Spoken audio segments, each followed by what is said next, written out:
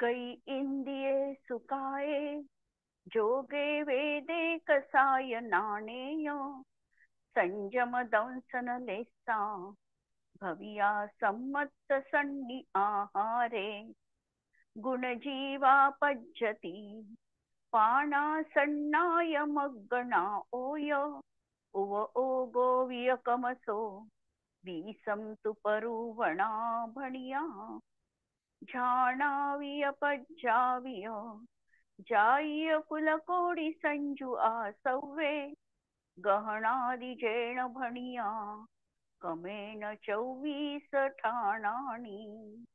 अंतिम शासन नायक 1008 भगवान महावीर स्वामी की जय. द्वादशांग श्रुतदेवी की जय.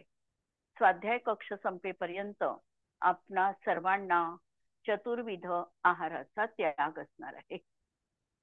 24 ठाणांची आपण चर्चा बघतो आहे आणि या दृष्टीतून जीवाचं अस्तित्व या 3 भुवनामध्ये कुठे कुठे आहे आणि आज तागायत पर्यंत आम्ही सर्व जीव कशा प्रकारे या सगळ्याला त्या ठिकाणी प्राप्त झालेलो आहे याचं वर्णन आपण बघतो आहे.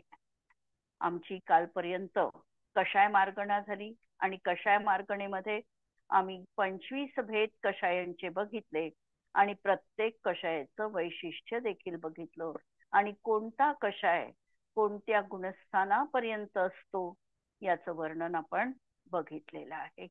अनंतानुबंधी कषाय पहिल्या 2 गुणस्थानात आहे.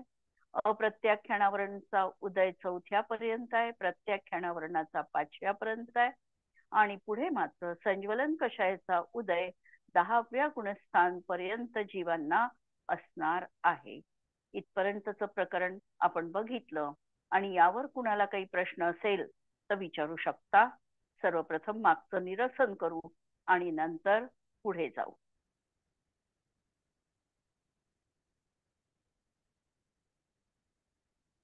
ठीक आहे, क्लिअर झालं असं मी समजते आणि पुढे जाते. आता आपली ज्ञान मार्गणा सुरू आहे. ही जी मार्गणा आहे ज्ञान मार्गणा म्हणजे ज्ञानाच्या माध्यमातून आम्हाला जीव सृष्टी त्या ठिकाणी बघायची आहे. कोणाकोणाला किती किती ज्ञान असतात आणि कशा प्रकारे जीव आहे. ज्ञान हा जीवाचा तर असाधारण गुण म्हटला जातो आणि ज्ञानाची व्याख्या करताना सर्वार्थ सिद्धिकारांनी पूज्यपाद आचार्यांनी व्याख्या दिली की जानाति ज्ञायते अनेन ज्ञप्ती मात्रम वा ज्ञानम. जे जाणणार आहे ज्ञप्ती मात्र आहे ते ज्ञान. जो जाणतो किंवा ज्याच्या द्वारे जाणल्या जाते किंवा जाणणे म्हणजे ज्ञान आहे. किंवा आम्ही जर साधी व्याख्या लावली तर पदार्थांचा विशेष प्रतिभास होणं याला ज्ञान असं म्हटलं जातं. पदार्थांचा विशेष प्रतिभास होणं. पदार्थ सामान्य विशेषात्मक आहे. यामध्ये सामान्याचा प्रतिभास म्हणजे दर्शन आणि विशेषाचा प्रतिभास म्हणजे ज्ञान होय. ज्ञान मार्गणा ज्ञानाच्या माध्यमातून आत्म्याचं अन्वेषण करणं याचं नाव आहे ज्ञान मार्गणा. ज्ञान मार्गणेचे 8 भेद आहे. ज्ञानाचे आम्ही तत्वार्थ सूत्रात 5 भेद लावलेले आहेत. सम्यक ज्ञानाचे 5 भेद लावलेले आहेत. मतिश्रुतावधी मनपर्य केवलानाम. आणि मार्गणेमध्ये मात्र या 5 भेदांसोबत 3 कुज्ञान पण आम्हाला जोडायची आहे. कारण आमचं जे सर्वेक्षण आहे हे सर्व जीवांना सामावून घेणार आहे. एकही जीव याच्यामधून सुटला न पाहिजे हा आमचा प्रयत्न आहे. आणि त्यामुळे ज्यांना सुज्ञान नाही पण कुज्ञान आहे ते जीव पण या मार्गणेच्या अंतर्गत जोडलेले आम्हाला दिसणार आहे. म्हणून ज्ञान मार्गणेचे 8 भेद, 5 ज्ञान आणि कुमती ज्ञान, कुश्रुत ज्ञान आणि कुअवधी ज्ञान. प्रश्न माझा असा राहणार आहे की मनपर्यय ज्ञानाला कुपणा का लावलेला नाही.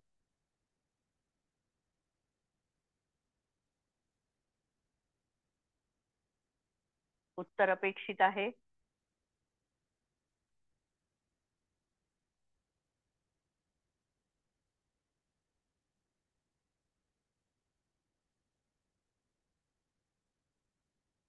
ठीक आहे. त्या ठिकाणी मनपर्यय ज्ञान, मला वाटते मला म्यूट काढता नाही येत आहे, तुम्ही स्वतःला अनम्यूट करून सांगू शकाल. मनपर्यय ज्ञान जे आहे हे मनपर्यय ज्ञान मुनींनाच होतात, आणि तेही मुनी म्हणजे भावलिंगी जे मुनी आहे त्यांनाच होतं. आणि सम्यक दर्शनासोबतच मनपर्यय ज्ञानाची प्राप्ती होते. त्यामुळे मनपर्यय ज्ञानामध्ये सुपणा किंवा कुपणा असं राहणार नाही. मनपर्यय ज्ञान हे समीचीनच असणार आहे. सम्यक ज्ञानाचा तो प्रकार आहे. पहिली व्याख्या मतिज्ञानाची. सर्वप्रथम, मतिज्ञानावरण कर्माचा क्षयोक्षम असताना आणि त्याचबरोबर तदनुकूल दर्शनावरण आणि वीर्यांतराय कर्माचा क्षयोक्षम असताना जे ज्ञान इंद्रिय आणि मनाच्या साह्याने मूर्त आणि अमूर्तादी सर्व पदार्थांना पण काही पर्यायांना परोक्षपणे क्रमपूर्वक जाणते ते मतिज्ञान आहे. मतिज्ञानाची व्याख्या सांगताना या सगळ्या गोष्टी आम्हाला मतिज्ञानाच्या अंतर्गत लक्षात घ्याव्या लागतात. बृहद्रव्य संग्रहकार त्यांनी ही व्याख्या त्या ठिकाणी, ब्रह्मदेव सुरी त्यांनी व्याख्या आपल्या द्रव्य संग्रहामध्ये ही व्याख्या त्यांनी दिलेली आहे. आणि यातला एक एक शब्द एकेकाचं द्योतक आहे. की मतिज्ञानावरण कर्माचा क्षयोक्षम असताना हे झालं अंतरंग निमित्त कारण. अंतरंग निमित्त कारण असल्याशिवाय त्या ठिकाणी कार्य दिसत नाही. म्हणून आम्हाला ज्ञानाची प्राप्ती होण्यासाठी पहिली आवश्यक गोष्ट आहे मतिज्ञानावरण कर्माचा क्षयोक्षम असायला हवा. मग आम्ही म्हटलं मतिज्ञानावरण कर्माचा एकटा क्षयोक्षम आहे, आम्हाला ज्ञानाची प्राप्ती होईल का? त्यासोबत आम्हाला दर्शनावरण कर्माचा देखील क्षयोक्षम असावा लागतोच. आणि आमचं सामर्थ्य देखील त्या वस्तूला जाणण्यासाठी असावं लागतं. म्हणून वीर्यांतराय कर्माचा क्षयोक्षम देखील असावा लागतो. समजा आम्हाला डोळ्यांनी बघायचं आहे तर आम्हाला चक्षु इंद्रियांनी होणाऱ्या ज्ञानावरण कर्माचा क्षयोक्षम आहे. परंतु आमचे नेत्र कमकुवत आहे, वीर्यांतराय कर्माचा तसा क्षयोक्षम नाही, तर आम्हाला ज्ञानाची प्राप्ती होऊ शकत नाही. म्हणून सामर्थ्य पण पाहिजे आणि त्या कर्माचा क्षयोक्षम देखील असावा लागतो. म्हणजे या तीन कर्माची साथ आम्हाला असावी लागते. अशा तऱ्हेने हे अंतरंग निमित्त कारण झालं. असा हा कर्माचा क्षयोक्षम असताना, आणि हे तर निमित्त कारण अंतरंग निमित्त कारण झालं, पण यासोबत आम्हाला बाह्य निमित्त कारण देखील बघावं लागतं. इंद्रिय पण ते पाहिजे आम्हाला आणि मनाचा साह्य पण आम्हाला घ्यावा लागतो. जर नो इंद्रियावरण कर्माने आम्हाला ज्ञान होणार असेल, म्हणजे मनाने ज्ञान होणार होत असेल, तर मनाचं साह्य त्या ठिकाणी घ्यावं लागतं. स्पर्शनेंद्रियाने ज्ञान होणार असेल तर स्पर्शनेंद्रियाचं साह्य त्या ठिकाणी लागणारच आहे. अशा तऱ्हेने 5 इंद्रिय आणि मनाच्या साह्याने मूर्त आणि अमूर्त आदी मतिज्ञान हे मूर्तिक पदार्थांनाही जाणू शकतं आणि अमूर्तिक पदार्थांनाही जाणू शकतं. अमूर्तिक द्रव्य किती आहेत? प्रश्न.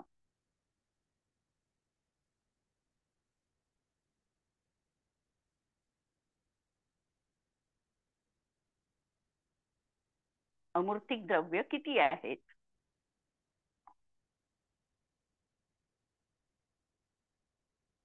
5 द्रव्य अमूर्तिक आहे. जीव द्रव्य, धर्म, अधर्म, आकाश आणि काल. एकटं पुद्गल द्रव्य फक्त मूर्तिक आहे. आणि मतिज्ञानाच्या माध्यमातून आम्ही 6ही द्रव्यांचं ज्ञान करून घेऊ शकतो.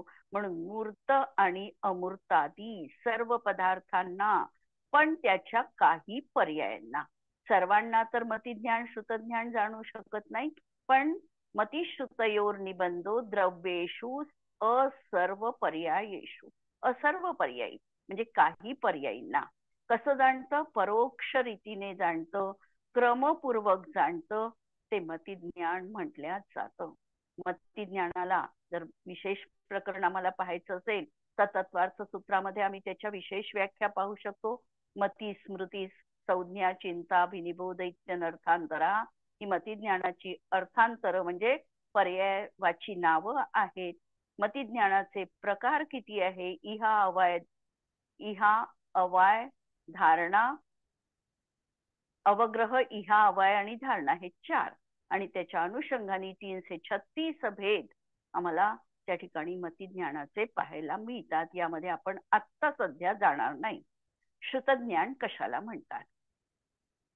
तशीच व्याख्या याही ठिकाणी लावायची की श्रुतज्ञानावरण कर्माचा क्षयोक्षम असताना आणि त्याबरोबरच वीर्यांतराय कर्माचा क्षयोक्षम असताना मतिज्ञानाने जाणलेल्या पदार्थाचे विशेष जाणणे पण विकल रूपाने म्हणजे काहीला जाणणं आणि क्रमपूर्वक जाणणं हे श्रुतज्ञान आहे.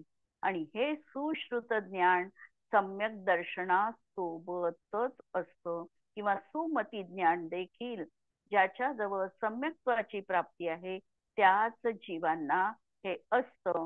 म्हणजे सुमती ज्ञान आणि सुश्रुत ज्ञान यांची गुणस्थानं आहेत 4थ्यापासून पुढची 12व्या पर्यंतची.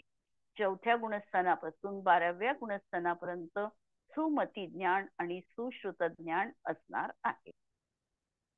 तिसरं अवधी ज्ञान. अवधी ज्ञानावरण कर्माचा आणि वीर्यांतराय कर्माचा क्षयोक्षम असताना जे ज्ञान द्रव्य क्षेत्र काल आणि भावाच्या मर्यादेत इंद्रियांशिवाय आत्मिक शक्तीने फक्त रूपी पदार्थांना म्हणजे मूर्तिक पदार्थांना विकल रूपानी पण स्पष्ट क्रमपूर्वक जाणतं ते अवधी ज्ञान आहे.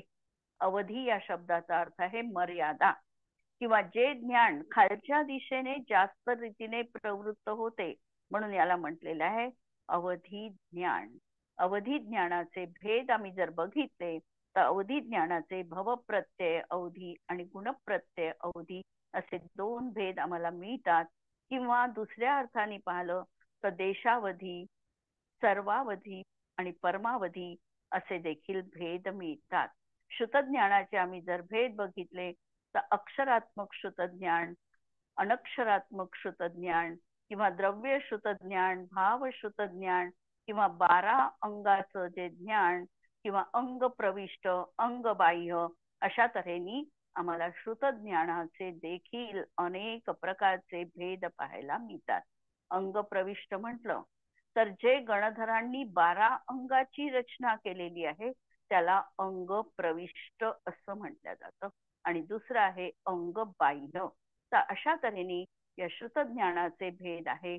अवधी ज्ञानाचे देखील अशा तऱ्हेने भेद आहे किंवा वर्धमान हीयमान अवस्थित अनवस्थित अनुगामी अनअनुगामी असे देखील अवधी ज्ञानाचे भेद आम्हाला शास्त्रामध्ये दिसून येतात. चौथं आहे आमचं मनपर्यय ज्ञान. तर मनपर्यय ज्ञानावरण आणि वीर्यांतराय कर्माचा क्षयोक्षम असताना जे ज्ञान स्वतःच्या किंवा दुसऱ्याच्या मनातील स्थित रूपी पदार्थ यांच्या सरळ आणि वक्र विचारांना इंद्रियाशिवाय आत्मिक शक्तीने द्रव्य क्षेत्र काल भावाच्या मर्यादेत विकल रूपाने म्हणजे विकल म्हणजे पूर्णतः न जाणता काही प्रमाणात जाणून स्पष्ट क्रमपूर्वक जाणतं ते मनपर्यय ज्ञान आहे. आणि मनपर्यय ज्ञान हे मुनींनाच होऊ शकतं. पंचम काळामध्ये कोणत्याही मुनींना मनपर्यय ज्ञान नाही आहे आणि याची गुणस्थानं असणार आहे 6 पासून 12 पर्यंतची. याचे 2 भेद आहे. एक रुजुमती मनपर्यय ज्ञान आणि एक विपुलमती मनपर्यय ज्ञान. आणि शेवटचं 5वं ज्ञान आहे केवल ज्ञान की ज्ञानावरण आणि वीर्यांतराय किंवा 4 घाती कर्मांचा. आता 4 घाती ज्ञान लावायचंय म्हणून आम्ही बाकी लावणार नाही म्हणून केवल ज्ञानावरण किंवा ज्ञानावरण कर्म पूर्ण आणि वीर्यांतराय कर्म यांचा क्षय झाला असताना आतापर्यंत क्षयोक्षम लावलं केवल ज्ञानामध्ये क्षय हे अंतरंग निमित्त कारण आहे. जे ज्ञान सर्व मूर्तिक आणि अमूर्तिक द्रव्यांना त्यांच्या अनंत गुणसहित, अनंत पर्याय सहित, युगपत स्पष्ट आत्मिक शक्तीने जाणते, त्याला केवल ज्ञान असं म्हटलं जातं. केवल ज्ञानाची गुणस्थान आहे 13 पासून पुढची 13, 14 आणि सिद्ध अवस्थेमध्ये देखील केवल ज्ञान जीवाला असणार आहे. हे झाले 5 ज्ञान ही सम्यक्त्वा सोबतच असणार आहे. आणि याच्या विरुद्ध जर आम्ही पाहिली तर कुमती ज्ञान, कुश्रुत ज्ञान आणि कुअवधी ज्ञान. व्याख्या तशाच लावायच्या आहे, फक्त त्यांना जोडायचं आहे की मिथ्यात्व सहित जे ज्ञान आहे मती ज्ञान ते कुमती ज्ञान आहे. मिथ्यात्व सहित जे श्रुत ज्ञान असेल त्यालाही कुश्रुत ज्ञान म्हटल्या जातं. आणि मिथ्यात्व सहित जे अवधी ज्ञान राहील त्यांना देखील कुअवधी ज्ञान म्हटल्या जातं. कुअवधी ज्ञान हे देवगतीतील जीवांना आणि नरकातील जीवांना, मिथ्यात्व ज्यांची अवस्था आहे त्यांना हे ज्ञान असणार आहे. आणि कुअवधीचं वैशिष्ट्य असं आहे की त्या ठिकाणी त्यांना चांगल्या प्रकारच्या अवधी ज्ञानाची प्राप्ती असतच नाही. जे काही त्यांच्या बाबतीत वाईट घडलेलं आहे किंवा चांगलं जरी घडलं असेल तरी देखील त्यांची दृष्टी त्या ठिकाणी वाईटावर असल्यामुळे त्यांना त्याच्यातूनही चुकीचाच अर्थ ते त्या ठिकाणी लावतात. तर अशा तऱ्हेचं हे कुअवधी ज्ञान नारकी जीवांना, म्हणजे सगळ्यांनाच राहील असं नाही, जे सम्यक्त्वी नारकी असतील त्यांना सुअवधी राहील, पण जे मिथ्यात्व सहित आहे त्यांना हे कुअवधी ज्ञान भवप्रत्यय, म्हणजे तो भव प्राप्त झाला की ताबडतोब त्या ठिकाणी त्यांना या अवधी ज्ञानाची प्राप्ती होणार आहे. देवांच्या बाबतीत देखील तसंच समजायचं की जे सम्यक्त्व सहित जे देव आहे त्यांना सुअवधी ज्ञान असणार आहे आणि मिथ्यात्व सहित जे देव आहे त्यांना कुअवधी ज्ञान असणार आहे. देव पर्यायी मध्ये नवग्रैवेकापर्यंत सम्यक दृष्टी किंवा मिथ्या दृष्टी दोन्ही प्रकारचे देव असू शकतात. मात्र 5 अनुत्तर आणि अनुदिश मध्ये मात्र नियमपूर्वक सम्यक्त्वधारीच जीव असतात. त्यामुळे तेथील जीवांना सुअवधी ज्ञानच असणार आहे. ज्ञान मार्गणेची वैशिष्ट्ये. मिथ्यात्व आणि सासाधन म्हणजे पहिलं गुणस्थान आणि दुसरं गुणस्थान. या गुणस्थानामध्ये कुमती ज्ञान, कुश्रुत ज्ञान आणि कुअवधी ज्ञानच असतं. त्या जीवांना तो कदाचित पहिल्या गुणस्थानामध्ये एखादा जीव असेल आणि त्याला 11 अंग आणि 9 पूर्वाचं एवढं विपुल ज्ञान त्याच्या जीवनात आहे, पण जर तो सम्यक दृष्टी नसेल तर त्याचं ते ज्ञान देखील कुमती किंवा कुश्रुत या संज्ञेला प्राप्त होतं. जेव्हा सम्यक्त्व सहित असेल आणि सम्यक्त्व सहित त्याला अल्प ज्ञान असेल, अष्टप्रवचन मातृका एवढं सुद्धा, तरी देखील त्याचं ते ज्ञान सम्यक ज्ञान म्हटल्या जातं. तर ज्ञानाच्या बाबतीमध्ये ही वैशिष्ट्यपूर्ण गोष्ट आम्हाला लक्षात ठेवायची आहे. कधी कधी आम्हाला असं वाटतं की हे का असं असावं, तर जसं एखादं आमच्याजवळ ऑथॉरिटी पत्र आहे आणि त्या पत्रावर जोपर्यंत आम्ही कमिशनर किंवा एखाद्या अधिकारी व्यक्तीची सही घेत नाही त्या कागदावर, तोपर्यंत आमचं ते पत्र ग्राह्य पुरावा म्हणून मानल्या जात नाही. पत्र तेच आहे, पत्र तेच असल्यावर त्याच्यावर फक्त स्टॅम्प पडला आणि त्या ठिकाणी साईन झाली, त्याबरोबर ते पत्र, त्याच्यामधले सगळा मजकूर हा ग्राह्य धरला जातो, त्याला वेटेज येतं. त्याप्रमाणे आमच्या ज्ञानाला देखील हा सम्यक्त्वाचा एकदा शिक्का पडला, सम्यक्त्वाची साईन आमच्या ज्ञानावर झाली की आमचं ज्ञान सम्यक ज्ञान म्हणून प्राप्त होणार आहे. अन्यथा हा जर शिक्का नसेल सम्यक्त्वाचा तर आमचं ज्ञान त्या ठिकाणी मिथ्या ज्ञान म्हटल्या जातं. ज्ञान मार्गणेची वैशिष्ट्ये बघताना पहिलं वैशिष्ट्य बघितलं की पहिल्या 2 गुणस्थानामध्ये ज्ञान ही कुज्ञानच आहे. आता सुमती ज्ञान, सुश्रुत ज्ञान आणि सुअवधी ज्ञान किंवा मनपर्यय ज्ञान ही ज्ञान चौथ्या गुण मनपर्यय ज्ञान नका लावू, त्याच्यामध्ये सुमती ज्ञान, सुश्रुत ज्ञान आणि अवधी ज्ञान ही 3 ज्ञान चौथ्या गुणस्थानापासून 12व्या गुणस्थानापर्यंत जीवाला असू शकतात. 2 ज्ञानच मात्र चौथ्या गुणस्थानापासून असतीलच असतील, अवधी ज्ञान असेल किंवा असणारही नाही. कुणाकुणाला केवल ज्ञानाची प्राप्ती होईल, पण त्या जीवाला अवधी ज्ञान झालंच पाहिजे असा नियम त्या ठिकाणी नाही, किंवा मनपर्यय ज्ञान देखील त्याला झालंच पाहिजे असा नियम नाही.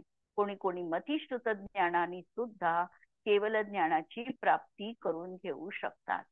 यावरून बोध आम्हाला हा घ्यायचा आहे किंवा शिकायचं आम्हाला जे आहे, आमच्या जवळ जी 2 ज्ञान आहे, मतिज्ञान आणि श्रुतज्ञान, ही आत्म्याला जाणण्यासाठी पर्याप्त आहे. आम्हाला जे काही उपहार रूपाने या मतिश्रुत ज्ञानाची प्राप्ती दिलेली आहे, झालेली आहे, त्याच्या माध्यमातून आम्ही आमच्या आत्मतत्वाला आजही पंचम काळातही जाणण्याला समर्थ आहोत. गरज नाही अवधी ज्ञानाची किंवा मनपर्यय ज्ञानाची, कारण अवधी ज्ञान किंवा मनपर्यय ज्ञान हे केवळ रूपी पदार्थाला जाणू शकतं. आत्म्याला जाणण्यासाठी ही 2ही ज्ञान उपयोगी नाहीत. तिसरं वैशिष्ट्य, अवधी ज्ञान एखाद्या जीवाला असेल तर ते चौथ्यापासून 12व्यापर्यंत असू शकतं. मनपर्यय ज्ञान 6व्या गुणस्थानापासून 12व्या गुणस्थानापर्यंत जीवाला असू शकतं. असंज्ञी जीवांपर्यंत सर्व जीवांना नियमपूर्वक कुज्ञानच असतात, कुमती आणि कुश्रुत.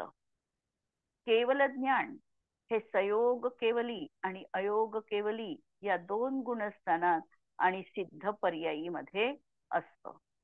मिश्र ज्ञान हे 3ऱ्या गुणस्थानात आहे, कारण 3ऱ्या गुणस्थानाचं नाव आहे सम्यक्त्व मिथ्यात्व गुणस्थान.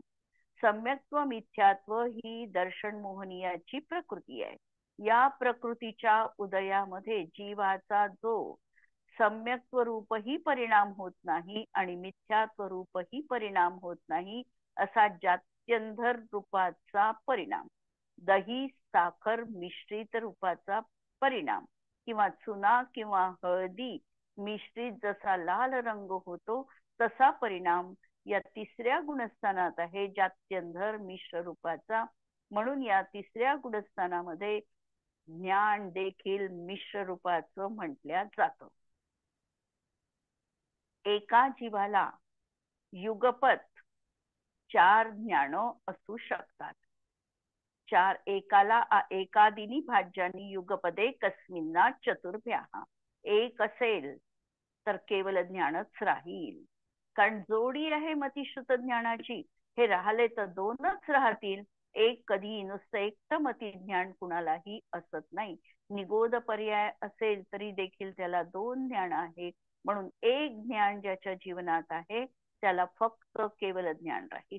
2 असेल तर मतिश्रुत राहील, 3 असेल तर मतिश्रुत अवधी किंवा मतिश्रुत मनपर्यय असं कॉम्बिनेशन राहील, आणि 4 असेल तर मतिश्रुत अवधी आणि मनपर्यय अशी त्या ठिकाणी 4 ज्ञान एका वेळी एका जीवाला लब्धी रूपाची असू शकतात.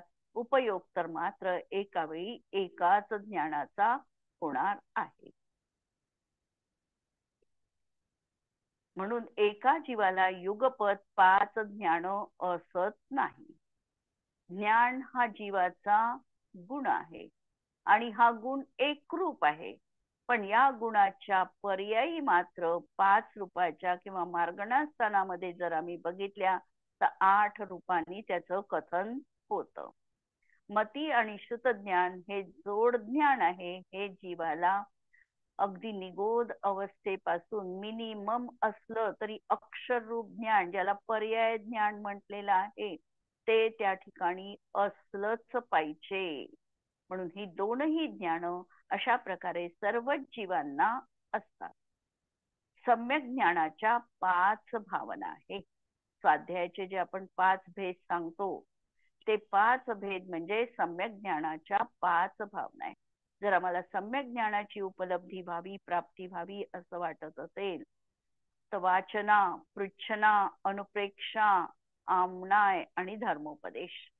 वाचना म्हणजे नाही समजलं एखादी गोष्ट तरीही सतत वाचत राहायची. करत करत अभ्यासके जडमती होत सुजात. म्हणून शास्त्र स्वाध्याय हा पहिला त्या ठिकाणी भावना सांगितली. दुसरं सांगितलं पृच्छना, विचारायला कमीपणा वाटायला नको. विचारल्याने आमचं ज्ञान वाढणार आहे, किंवा यदा कदाचित आम्ही चुकीचं उत्तर दिलं तरी ही चुकीचं उत्तर जास्त आमच्या लक्षात राहतं आणि आमचं ज्ञान पक्क होतं. त्याच्यामुळे पृच्छना, अनुप्रेक्षा, वारंवार वारंवार चिंतन करणं. आमनाय, एखादी गोष्ट कंठस्थ करणे. नाहीही समजली आम्हाला तरी पाठांतराच्या जेव्हा आम्ही मागे लागतो तेव्हा तो आमनाय म्हटला जातो. आणि धर्मोपदेश, जितकं सांगता येईल दुसऱ्यांना देता येईल तेवढं देण्याचा प्रयत्न असला पाहिजे. या सम्यक ज्ञानाच्या 5 भावना आहे. सम्यक दर्शनासोबतच सम्यक ज्ञान असतं. मिथ्या दर्शनासोबत असणारं ज्ञान नियमपूर्वक मिथ्या ज्ञानच म्हटल्या जातं. मनपर्यय ज्ञान हे गर्भज, कर्मभूमीच, पर्याप्तक, सम्यक दृष्टी, संयत, वर्धमान चारित्रधारी, वृद्धी संपन्न मुनींनाच उत्पन्न होऊ शकतं. मनपर्यय ज्ञान म्हणजे गर्भज पाहिजे, कर्मभूमीच पाहिजे, पर्याप्तक पाहिजे, सम्यक दृष्टी पाहिजे, संयत पाहिजे म्हणजे महाव्रतीधारी पाहिजे, आणि त्यातही ज्याचं वर्धमान चारित्र आहे अशा वृद्धी संपन्न मुनींना हे उत्पन्न होऊ शकतं. पण सर्वच अशा जीवांना, मुनींना हे ज्ञान प्राप्त होईलच असं मात्र नियम नाही. मनपर्यय ज्ञान वृद्धी ही 7व्या गुणस्थानात प्राप्त होते.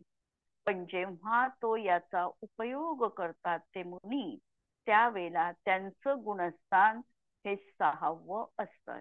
एखाद्या व्यक्तीने मनामध्ये काहीतरी प्रश्न घेऊन मनपर्यय ज्ञानी मुनींजवळ उपस्थित झाली की त्याला आपल्या देशाविषयीची चिंता वाटत आहे. यामध्ये सुका राहील, दुष्काळ राहील, कशा प्रकारची परिस्थिती येईल, अशा प्रकारचे प्रश्न मनामध्ये घेऊन ती व्यक्ती मनपर्यय ज्ञानी मुनींसोबत उपस्थित झाली. मनपर्यय ज्ञानी जीव त्याच्या मनातील पहिल्यांदा विचारांचा सहाय्य घेतात आणि त्या विचारांचं सहाय्य घेऊन स्वतःच्या आत्मिक शक्तीच्या माध्यमातून त्याचं जे काही त्याच्या मनामध्ये जी प्रश्नमालिका आहे त्याचं उत्तर देतात. अशी ही मनपर्यय ज्ञान वृद्धी म्हटल्या जाते. अशा प्रकारे या ज्ञान मार्गणेबद्दल आपण पाहिलेलं आहे.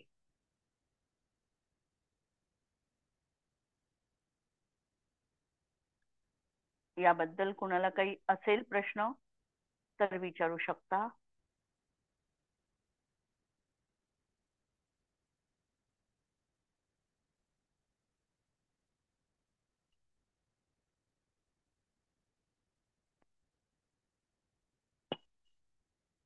पुढची मार्गणा आपण बघू.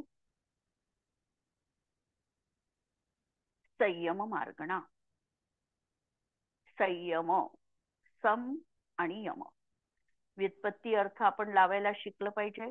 सम म्हणजे समीचीन रीतीने आणि यम म्हणजे नियमानी आयुष्यभर पालन करणं. म्हणजे नियमांचं निरंतर पालन करणं याला यम म्हटलं जातं. म्हणजे संयम, अशा तऱ्हेने नियमांचं पालन करणं. मन, वचन आणि कायेची प्रवृत्ती नियंत्रित करणे, संयमित करणे याला संयम म्हटल्या जाते.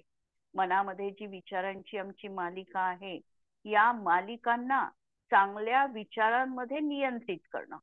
वचनाची जी काही आमची प्रवृत्ती आहे, वचन जाणीवपूर्वक चांगलं वचन उच्चारण्याचा मनाचा आमचा प्रयत्न, किंवा कायेची जी प्रवृत्ती आहे ती कशाही प्रकारची अनर्गल न ठेवता सुस्थितीत कायेचा विकल्प किंवा प्रवृत्ती असणं, हे झालं आमचं संयम, समीचीन रीतीने पालन करणं. यात अहिंसादी महाव्रतांना धारण करणं, समितींचं पालन करणं, कषायांचा निग्रह करणं म्हणजे संयम आहे. पहिल्यांदा तर संयम हा दोन तऱ्हेचा आहे. एक अनुव्रतधारीचा पण आहे आणि महाव्रतधारींचा पण आहे. पण या ठिकाणी प्रामुख्याने संयम हा महाव्रतींसाठी सांगितलेला आहे, की अहिंसादी 5 महाव्रत ज्यांनी धारण केलेले आहे, 5 समितीचं जे निर्दोष रीतीने पालन करतात, कषायांचा निग्रह करतात, आणि बाह्यतः जर आम्ही बघितलं तर यांच्या जीवनामध्ये 12 कषायांचा अनुदय असतो. यांचं जे महाव्रतींचं चारित्र्य आहे हे क्षायोपक्षमिक चारित्र्य असतं. 6व्या गुणस्थानापासून 12व्या गुणस्थानापर्यंत हे चारित्र्य त्या ठिकाणी, तसं 10व्यापर्यंत हे चारित्र्य म्हटलं जातं, कारण 12व्यामध्ये त्यांचं यथाख्यात चारित्र्य आहे. तर हे चारित्र्य ते त्या ठिकाणी पालन करत असतात. अहिंसादी 5 महाव्रत, 5 समिती आणि 3 गुप्ती यांचं ते पालन करतात. अशा तऱ्हेने याला संयम असं म्हटलं जातं. किंवा संयम 2 तऱ्हेचा सांगितलेला आहे. एक इंद्रिय संयम आणि दुसरा प्राणी संयम. 5 इंद्रिय आणि मनावर नियंत्रण ठेवणं हा इंद्रिय संयम आहे, आणि षटकाईक जीवाची विराधना न करणं हा प्राणी संयम म्हटला जातो. अशा तऱ्हेने हे 12 भेद देखील आम्हाला संयमाचे पाहायला मिळतात.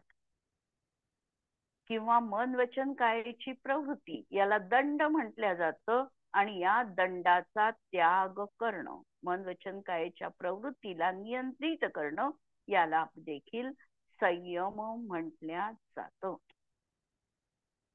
संयम मार्गणा, संयमाच्या माध्यमातून आत्म्याचं अन्वेषण करणं. संयम मार्गणेचे 7 भेद आहे. चारित्र्याचे आम्ही 5 भेद लावतो.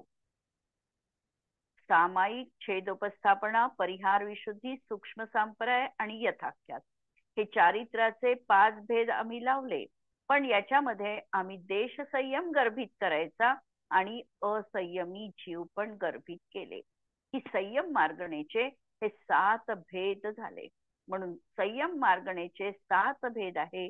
असंयम 1 ते 4 गुणस्थान पर्यंत असंयमी जीव आहे, परंतु 4थ्या गुणस्थानातील असंयम आणि 1ल्या गुणस्थानातील असंयम याच्यामध्ये फरक लावायचा. मिथ्यात्वाच्या जीवनात असणारा असंयम हे मिथ्या चारित्र रूपाचं आहे. 4थ्या गुणस्थानामध्ये जरी तो असंयमी असला, कोणत्याही तऱ्हेचा त्यांनी संकल्पपूर्वक नियम धारण केलेला नाही, तरी देखील त्या ठिकाणी 4थ्या गुणस्थानातील जीव हा मिथ्या चारित्रवाला म्हटल्या जात नाही. असंयमी जरूर आहे, संयमाची तो पालना करत नाही, परंतु त्याला अशा प्रकारचं चारित्र म्हणाल तर मिथ्या म्हणता येत नाही. म्हणून हा असंयमी जीव 1 ते 4 गुणस्थान पर्यंत. देश संयमी किंवा संयमा संयमवाला हा, किंवा अनुव्रत किंवा प्रतिमाधारी जे आहे त्यांचं हे 5वं गुणस्थान देश संयमाचं. आर्जिका जे आहे, आर्जिकांचं ही 5वंच गुणस्थान म्हटलं जातं, परंतु आर्जिकांना उपचारांनी महाव्रती असं देखील म्हटलं जातं. म्हणून असं हे 5व्या गुणस्थानाचं देश संयम, इथे अनुव्रताची पालना आहे, 12 व्रतांची पालना आहे, किंवा 11 प्रतिमांचं पालन आहे. अशा तऱ्हेने हा संयम दुसरं प्रकारचा संयम. नंतर सामायिक, छेदोपस्थापना. सामायिक आणि छेदोपस्थापना पुढे येणार आहे प्रकरण. परिहार विशुद्धी, सूक्ष्म संप्रदाय आणि यथाख्यात, अशा प्रकारे हे संयम मार्गणेचे 7 भेद आम्हाला पाहायला मिळतात. आता पहिला प्रश्न, असंयम कशाला म्हणायचं? असंयम याचा अर्थ कोणत्याही प्रकारचा संयम, व्रत, संकल्प त्यांनी जीवनात घेतलेला नाही, पण तो 4थ्या गुणस्थानात असेल तर मात्र अष्टमूलगुण पालन करणारा तो असलाच पाहिजे. सप्त व्यसनांचा तो त्यागी असलाच पाहिजे. ही बाह्यतः असणारी त्याची भूमिका आहे. याला संयमाच्या मार्ग याच्यात टाकलेलं नाही. संयम म्हणजे अनुव्रत जिथं स्वीकारेल संकल्पपूर्वक त्याला संयम म्हटलेलं आहे. पण त्याच्या जीवनामध्ये मात्र एवढं मिनिमम अशा प्रकारचं चारित्र्य त्या जीवाच्या चौथ्या गुणस्थांवरती जीवाच्या जीवनात असलंच पाहिजे. अष्टमूल गुणांचा तो धारी आहे आणि सप्तव्यसनांचा तो त्यागी असणार आहे. आता असंयम पहिलं जे मार्गणे मधलं असंयम. असंयम कशाला म्हणायचं? की जिथे त्रस आणि स्थावर. त्रस म्हणजे द्विनिंद्रियापासून आणि स्थावर म्हणजे 5 पृथ्वी पाणी अग्नी वायू वनस्पती या जीवांच्या हिंसेचा त्याग नाही. आणि 5 इंद्रियांच्या विषयापासून जो विरत नाही तो असंयम भाव आहे. जीव समास एकूण 14 आहे. 19 लावले आहे, 57 लावले, 98 लावले, अनेक लावलेले आहे. या जीव समास 14 अपेक्षेने आणि इंद्रियांचे विषय 28 आहेत. 5 इंद्रियांचे विषय हे 28 आहेत. स्पर्शनेंद्रियाचे 8, रसनेंद्रियाचे 5, घ्राणेंद्रियाचे 2, चक्षुइंद्रियाचे 5 आणि कर्णेंद्रियाचे 7 आणि 1 मनाचा, असे हे 28 विषय. जीवघात आणि या इंद्रिय विषयांपासून विरत नसणं याचं नाव आहे असंयमपणा. म्हणून पहिला असंयम हा मार्गणामध्ये हे जीव त्या ठिकाणी लक्षात घ्यायचे आहे की ज्यांनी इंद्रियांच्या विषयांपासून आणि कोणत्याही तऱ्हेच्या हिंसेचा अजून त्याग जीवनात संकल्पपूर्वक त्याग त्यांनी घेतलेला नाही. इंद्रिय विषयांपासून आणि जीवघातापासून जे विरत नाही ते असंयमी जीव आहे. ते असंयम मार्गणे पहिली मार्गणा ही सांगितली. आज आपण या ठिकाणी थांबणार आहोत. पुढचं प्रकरण आपण उद्याला बघू. जिनवाणी के ज्ञान ते सुझे लोकालोक, सो जिनवाणी मस्तक नमो सदा देत हूँ हो. नमो अरिहंताणम नमो सिद्धाणम नमो आयर्याणम नमो वज्रायाणम नमो लोये सव्वसाहुणम. सर्वांना जय जिनेंद्र.